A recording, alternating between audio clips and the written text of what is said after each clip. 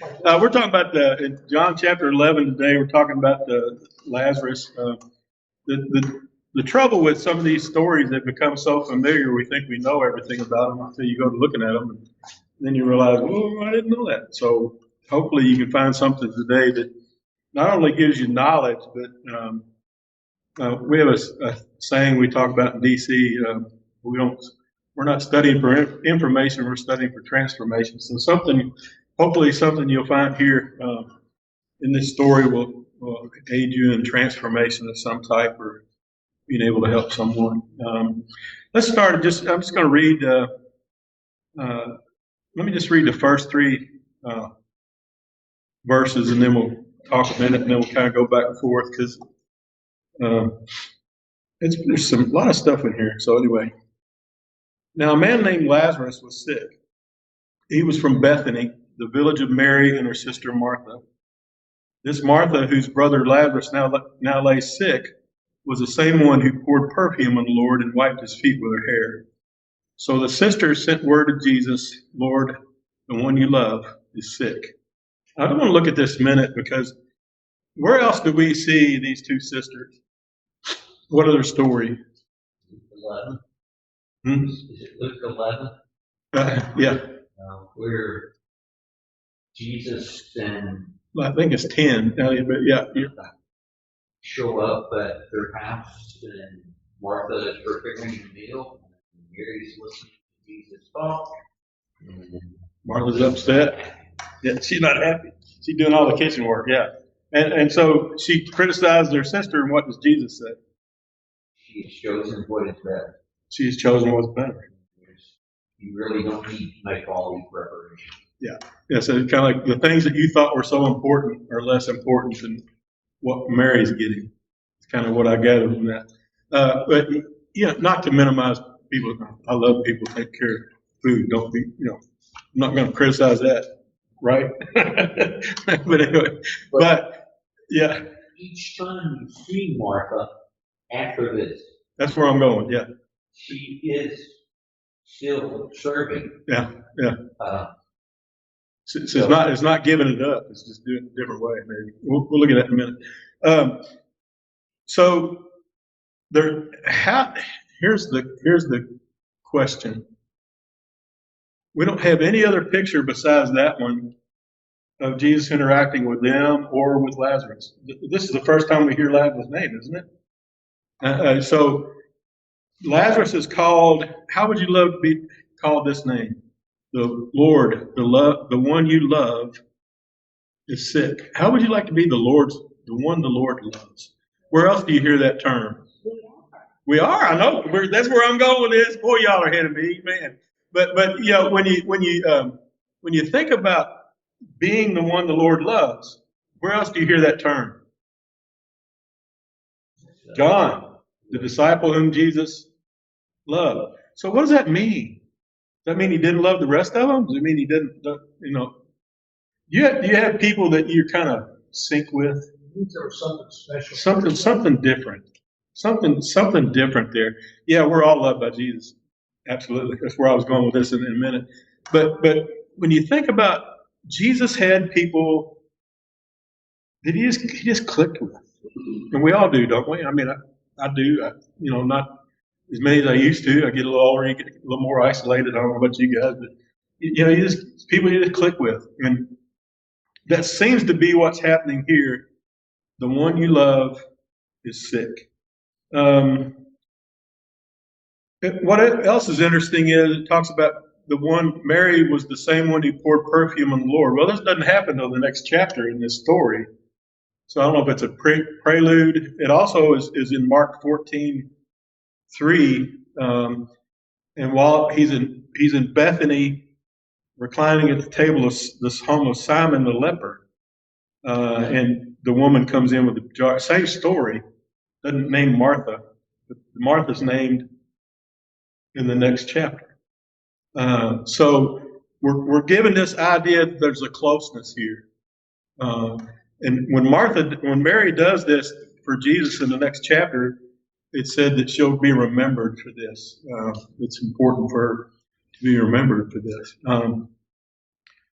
So what's set up in these first three verses to me is this idea of this close relationship.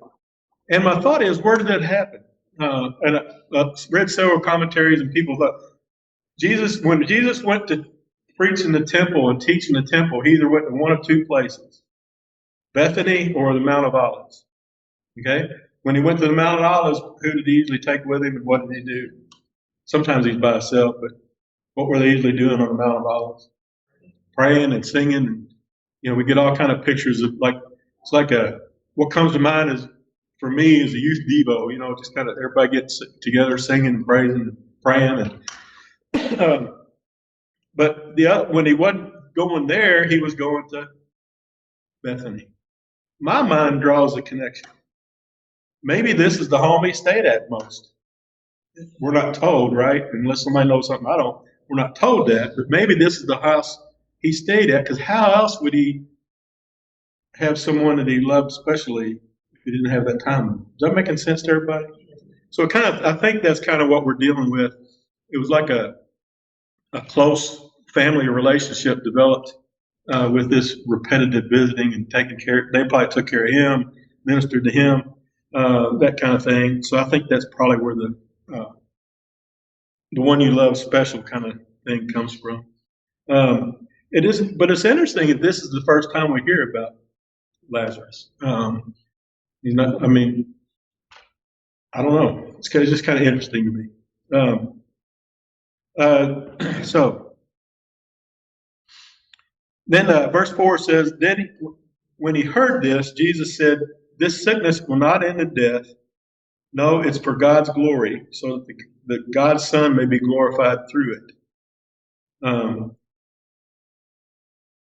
Just camp out on that verse a minute.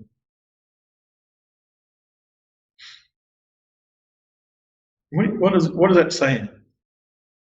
This sickness will not end in death. No, it is for God's glory, so that God's Son may be glorified through it. But did Martha and Mary know that this is what Jesus said? Did he send word back to him that he's not going to die? We don't. They sent word. They're not there. They're not present. They're probably not. I don't know. I have no idea. This was sent for the benefit of his disciples near him, that Jesus knew what was about to happen. Yeah, it's foreshadowing. It doesn't say that whoever brought them the message didn't take it back. We don't know that. But I was just thinking of their sitting there. Yeah, if they're sitting there waiting, that's a good point. I never thought about that. That's why I was studying in groups. I think really brings things out, because if they did get word back, that this will not end in death, and he died anyway, what's that doing to them? Good point. Really good point. So probably, if some of the logistics they didn't have time to get back. Yeah, because there was how many? I had that. It was so many miles. I can't remember how many miles they were away about. But yeah, it would have been hoofing it to get back.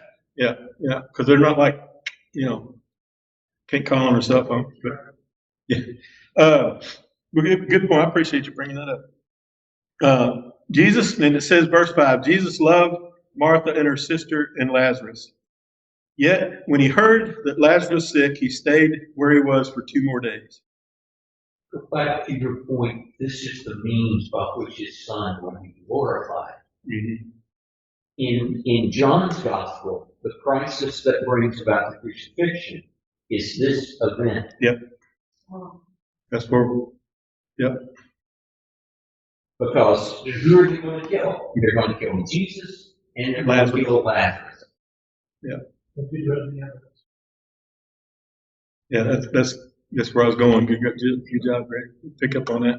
And you got this idea that this is the beginning of something that God's going to do out of this, even more than raising him from the dead. That's where I was going. There's something big going on here that they're not seeing. So why if it says Jesus loved them, if I said to you, you say, I'm trying to think of a scenario. You come to me and say, so and so, my husband, so and so's dying. Can you come? I say, oh yeah, and I wait a couple of days and then come. How's that sit with you? And so, kind of to your point, right? No, I thought we were special. I thought we were loved. I thought we were. You ever get disappointed sometimes with things in your life that aren't coming on the terms that you think they ought to come on, and aren't in the time that you think they ought to come? And I tell you, I do. Why in the world is this going on? Why in the world is that going on? I'm probably that was what going through their mind, especially if they were able to hear the news sometime. But regardless, it's clear that he loved them, and that was not a reason for the delay. Possibly, there's some people say, well, Jesus probably was waiting to know that he was for sure dead and that he could do this resurrection thing. And I don't know how that works. It didn't really say that. But then he said, after these 2 more days, let us go back to Judea. But Rabbi, they said, a short while ago, the Jews tried to stone you, and yet you're going back there? So I'm thinking the disciples were thinking, he ain't going to go back there. That's probably why they thought he delayed 2 days. That's just the way my mind works. Because it was a day's journey, because it takes 4 days it was a 2-day journey, I guess, because it takes 4 days before they get there. But how many times have they tried to stone Jesus in Jerusalem? No, at least 2 from John, chapter 5. They tried to throw him over the hill or that kind of thing and stone him, and then the other one was when he said, "I am." Is that the one you're thinking of? Yeah, and John. Yeah. Specifically. And so you got this idea that the disciples were thinking he's probably not going back there because we know what's there. Danger there. But he goes anyway. That's a demonstration. Maybe the delay happened, but the demonstration is he went, even though there was danger. But Rabbi, they said, oh, I did that. Okay. Verse 9, Jesus answered, are there not 12 hours of daylight? A man walks by day will not stumble, for he sees by the world's light. If it is when he walks by night that he stumbles, for he has no light. That's an interesting phrase, and it kind of confuses us. At least it did me, maybe not you. But everything that I read in the commentaries said it's saying, what it's saying is, this is not God's time for darkness. In John, there's a contrast between light and darkness, light and darkness, light and darkness, light and darkness. That these were in darkness, and these were in light, the light and dark, light and dark. And this is saying, are there not 12 hours of daylight? There's daylight. We're walking in the daylight. We're not walking in the darkness. So best I can figure, unless somebody has a different perspective, is he's saying God's going to take care of this. It's not time yet.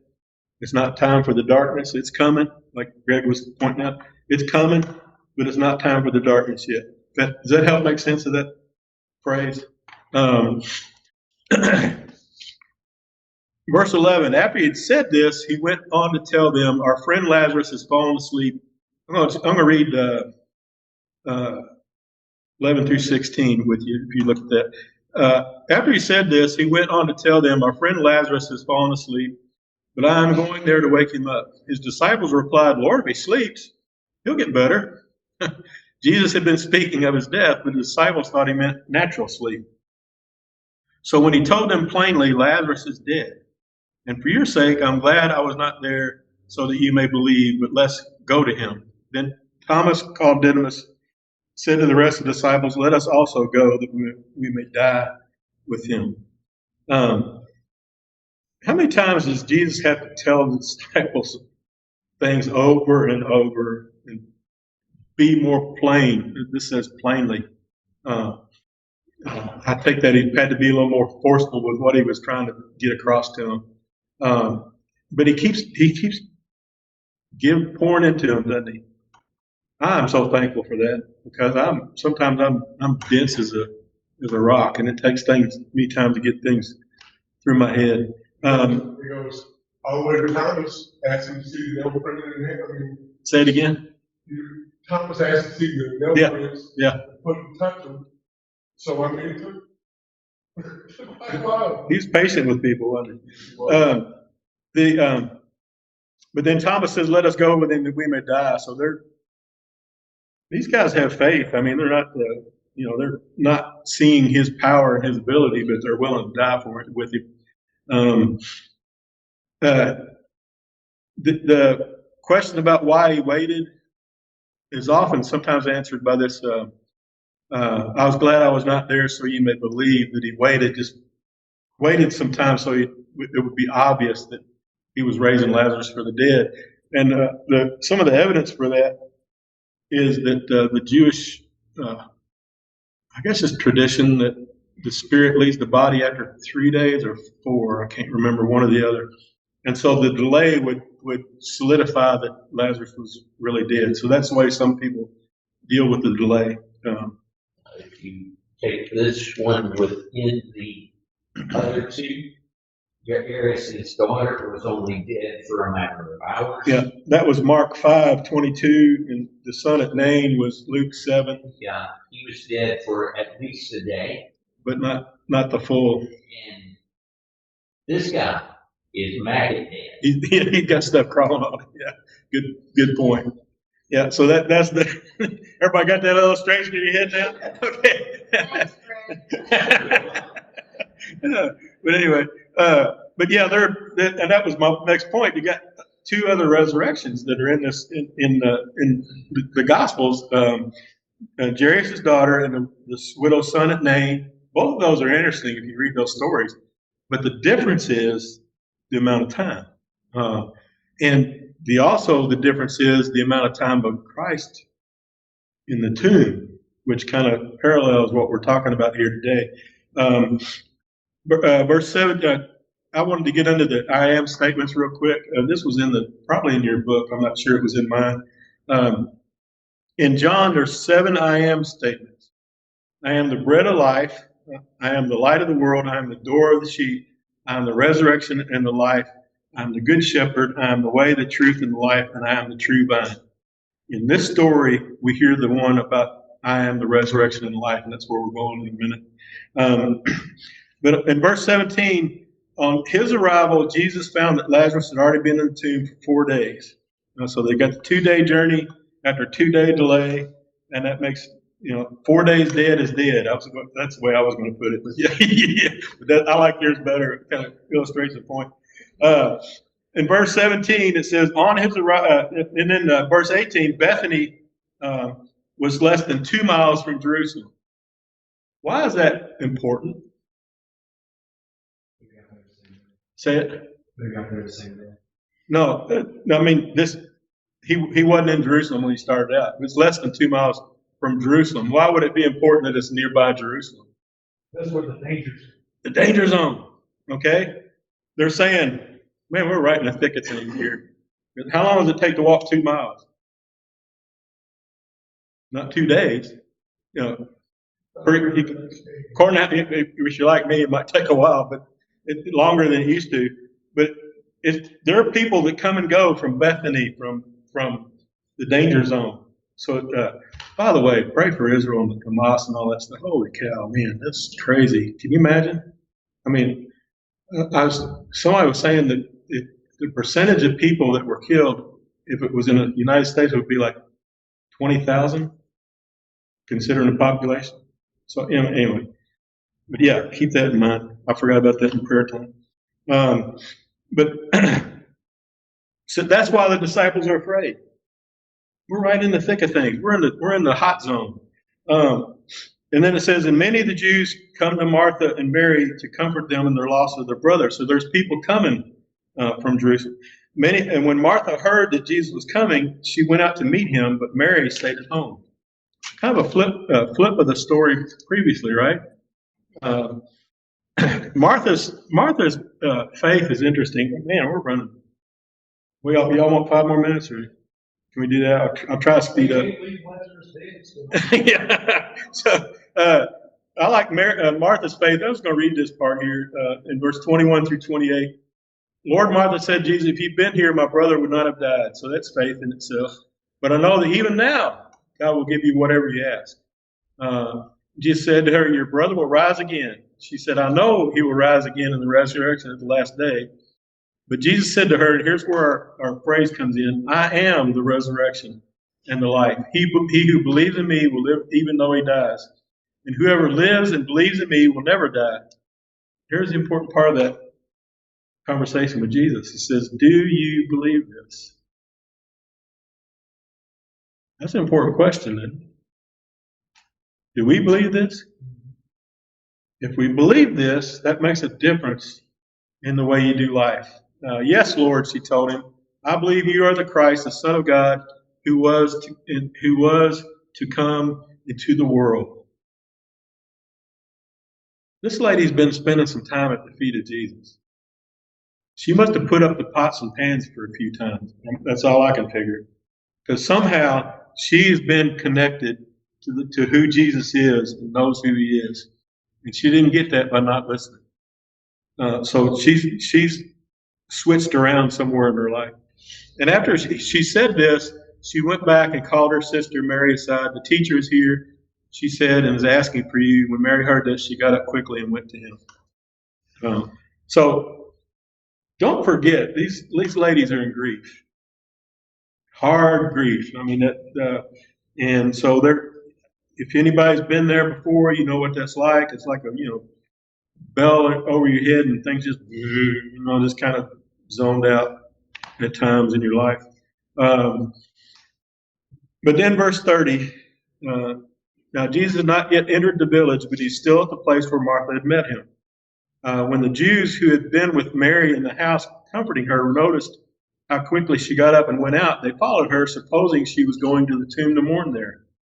When Mary reached the place where Jesus was and saw him, she fell at his feet and said, Lord, if you had been there, my brother would not have died. Same thing Martha said.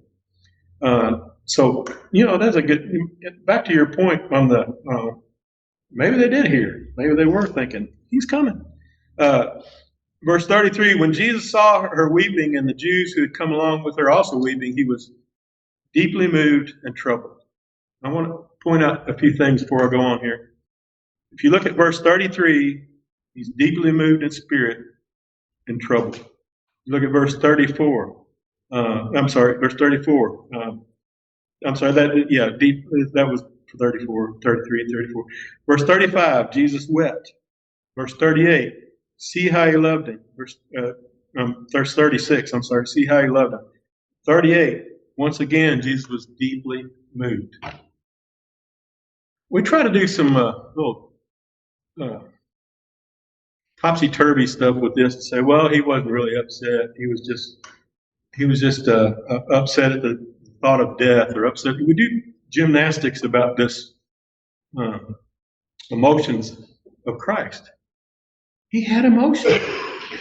He grieved. This was the one you loved.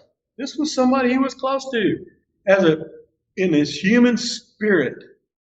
Even though I saw this on the internet, I got to share this. I saw this on the internet. I put it on my thing. He cried. He knew Lazarus was dead before he got the news, but still he cried. He knew Lazarus would be alive again in moments, but still he cried. He knew death here is not forever. He knew eternity and the kingdom better than anyone else could, yet he wept. Because this world is full of pain and regret and loss and depression and devastation. He wept because knowing the end of the story doesn't mean you can't cry at the sad parts. You ever watched a movie that you've seen before and you end up crying? I hate that. I usually end up saying, that's a stupid movie. But anyway, it's like, he knew all this was coming, but it still touched his heart. And let's not put put him in a box with that kind of stuff. And then because the Jews said, see how he loved them. Anyway, here we'll wrap up. We'll get this put in a box here. Jesus once more, verse 38, deeply moved, came to the tomb. It was a cave with a stone laid across the entrance. Sound familiar? Take away the stone, he said. But Lord, said Martha. Back to Greg's point, the sister didn't. By this time, it was a bad odor, for you've been in there for 4 days. Yeah. Gonna have some Febreze or something. But Jesus said, did I not tell you that if you believed, you would see the glory of God? So they took away the stone. Then Jesus looked up and said, Father, I thank you that you have heard me. I knew that you always hear me, but I said this for the benefit of the people standing here, that they may believe that you sent me. So he's thanking God for the benefit of others. He had confidence in God, but he's letting them hear it. When he had said this, Jesus called in a loud voice, Lazarus, come out. The dead man came out, his hands and feet wrapped in strips of linen and cloth around his face.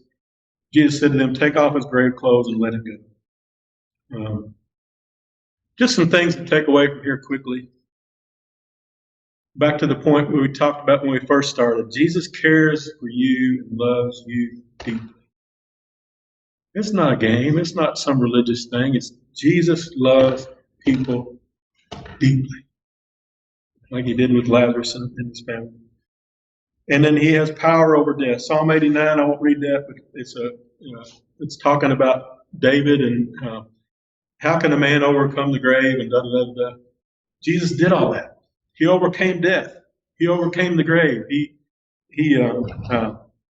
put to death the very thing that makes us most fearful in our life. That doesn't mean we don't fear it, but he put it to death. It's not permanent. If you look at the next chapter, we're not going to go there right now, but some believe because of this. But then there was a group of people that went and tattled, to the Pharisees. And then he became persecuted because of it. And like Greg said, this led to ultimately to the crucifixion in the story of John. That's where the path leads you. And Caiaphas, in his reply to the people who he was talking to right after this, said, would it not be appropriate for a man to die for Israel? Which was interesting. That's not exactly probably need to read that, but real quickly, if I can find it. Caiaphas, who was a high priest that year, said to them, you know nothing at all. You're not considering that this is your advantage, that one man should die for the people rather than the whole nation perish. That was in verse 50. So it's kind of leaving you this coming attraction that's going to be the death of Christ, and then he's going to fight and win the battle against death. All right, sorry about the lengthy overtime here, but appreciate it. Thank you.